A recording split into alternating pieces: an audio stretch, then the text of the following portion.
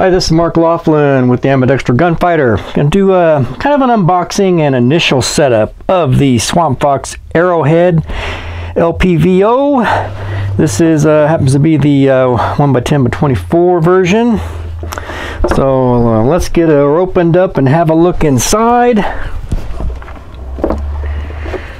It comes nicely packaged.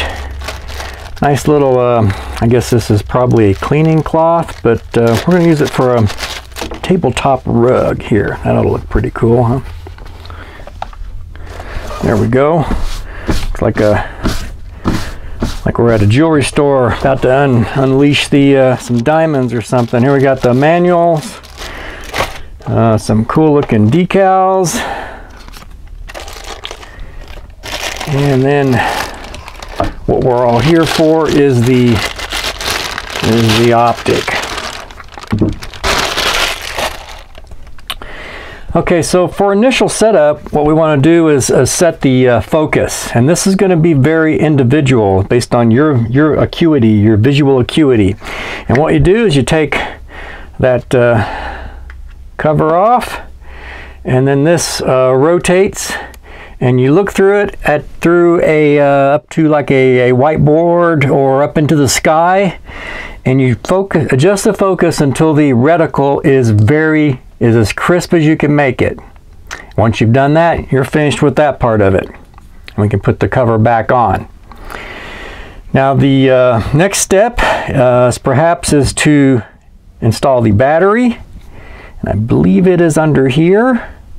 Yes, there it is.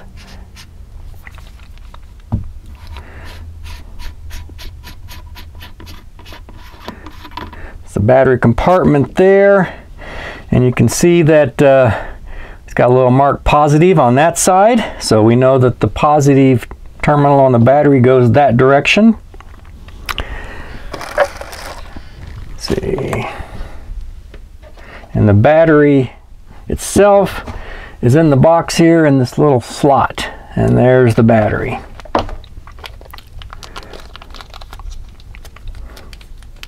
Oftentimes I like to actually wear gloves when handling stuff like this so I don't get fingerprints on it, but you can see that's the positive side. The kind of a little bit of a rounded or internal edge there is the negative side. So we'll set that in just like that and see how it fits in there just nice and clean. And now make sure you don't cross thread it like I'm trying to do. And just snug that up a little bit. Don't over tighten stuff.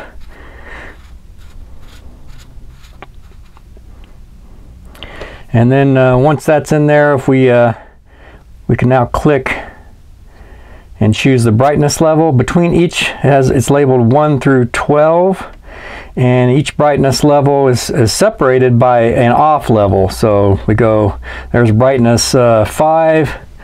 And then that's off, brightness 6, off, 7, off, all the way around to maximum brightness of 12. And then if you're, they have an N1 and N2 for night vision goggles, which is basically for the naked eye is almost no illumination at all. Okay, so that's got that set up, so we're almost ready to install this on the rifle. Just some things to note. It has pretty cool, these nice adjustable turrets. You lift up and then you can click in your minutes of angle adjustment and then push down to lock it into place. That'd be of course for the elevation, this one for windage. And of course you got our covers on each end.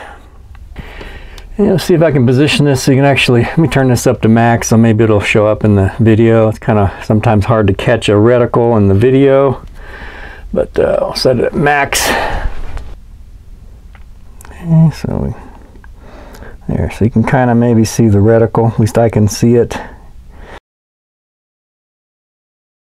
Close the covers. Now something else we can do is set the, install if you want, a throw lever. And we've got mounting holes here for the throw lever. And as they suggest, is putting the mount so that it's at the 3 o'clock, and then when it rotates over, let's see, so if we're at 3 o'clock here, say there, and then that rotates all the way over, and we're at 9 o'clock on the maximum setting. So we'll look at installing it for there.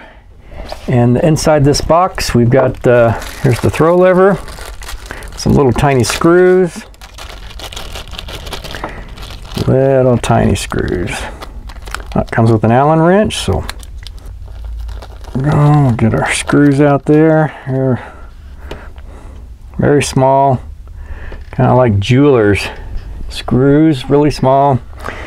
We're gonna use just a little bit of blue Loctite, just a tiny, really just a trace of it. I'm gonna use this paper plate so I can just put a tiny, tiny little bit on, dab on there, that I can just kind of lightly dip each screw into place. Now let's see, we decided these mounts here. Now it's just like that. So there we go. We're at get that all the way down to 1.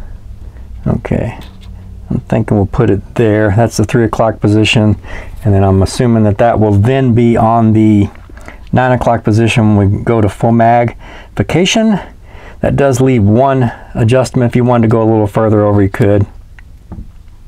I'm gonna follow the recommended practices. Take one of these little screws and just kind of touch that Loctite and thread her up. Yeah, I'm using very light amount of blue Loctite because I'm not really sure I'll keep the throw lever on there. I may just want to get rid of it.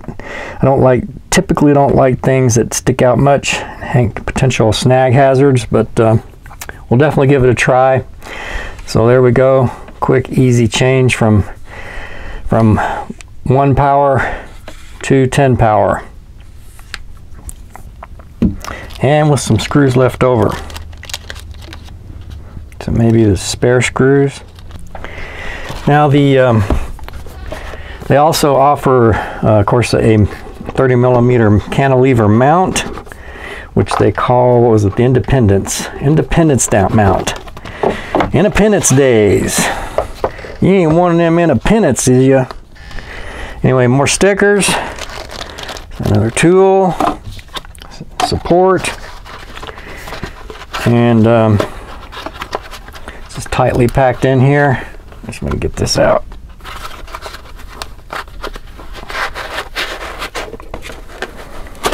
There. Okay, nice big, you know, typical sturdy cantilever mount. I mean, I'll use it like this, and it'll, of course, you know, probably mount it in there like that, and hopefully get it far enough forward to operate on the weapon systems we'll be testing this on. One thing I noticed right off the bat is these huge thumb screws, as I call them. And at some point, I'm almost surely going to cut those off. Looks like they're staked, so I can't just back them off, so they're made to be captive, which, I mean, if you're going to have them, I guess it makes sense to do that. You don't want them coming off, but I hate these things. Big screws like that are in the way of operating some things on, especially on ambidextrous rifles. It's a snag hazard and gets in the way of operating charging handles and things like that. So what I'll end up doing, looks like they're probably, I'm guessing, 5mm studs under there. So once I confirm that, I'll since they're staked on there, I'll probably have to back them out and then cut behind the nut to cut the studs off, and then use the 5mm flange nuts on it and get that to where it's much a lower profile. I'm not sure why everyone thinks we have to have these big giant nuts on them, but anyway, it's another mount I'm going to have to castrate, just like I did the ACOG. If you've seen my video on castrating the ACOG, did the same thing with it. And that was really important on the Desert Tech MDR, because on this side you have the charging handle coming right through there, so they were in the way. I don't know if they can be switched from one side to the other still, even on the other side. You know, if you have a rifle that has charging handles on both sides, it's fully ambidextrous like the MDR, then just moving it to the other side still just puts it in the way on the other side. So anyway, next generation, please. Let's dispense with these giant thumb nuts and just put some flange nuts on there.